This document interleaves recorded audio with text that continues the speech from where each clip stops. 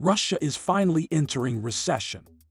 It's been nearly 9 months since Russia attacked Ukraine. The West is preparing its 9th package of sanctions. Finally, their effect has become tangible. But is it enough to truly hurt Russia?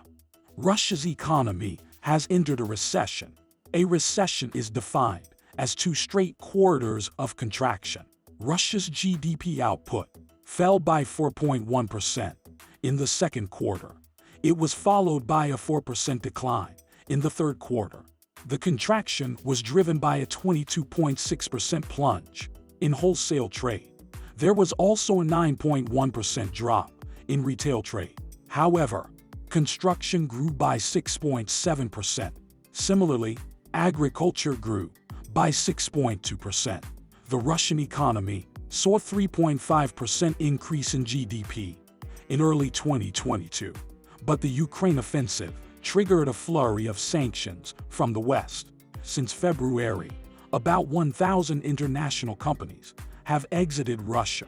Much of its currency and gold reserves have been frozen, and after mobilization, hundreds of thousands of people left the country. It hit the Russian economy by pulling workers out of businesses. However, the decline was better than the 7% forecast by Russia's central bank. Russia's unemployment rate stood at 3.9% in September. The Russian economy is expected to shrink by only 4 to 6% in 2022.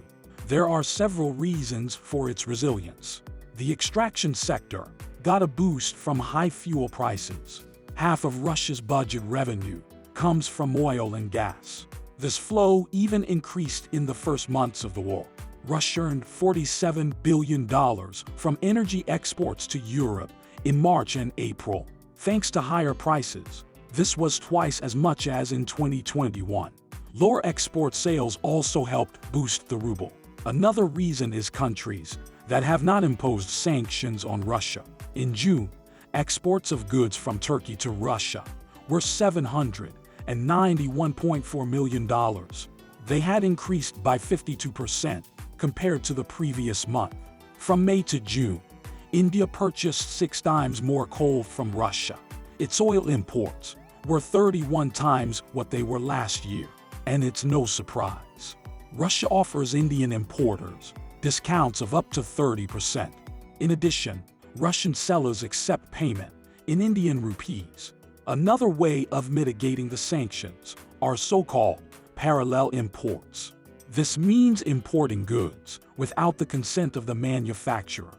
Such imports are officially recognized by the Russian government. It has approved a list of goods for parallel imports. It includes brands like BMW, Toyota, Apple, Samsung, Sony, and Intel. It's difficult to assess the state of the Russian economy. Russian authorities have not been providing full statistics. Getting information on Russian companies is hard too. The government has allowed them to stop publishing data until 2023. Officially, it was done to avoid speculation and discrepancies.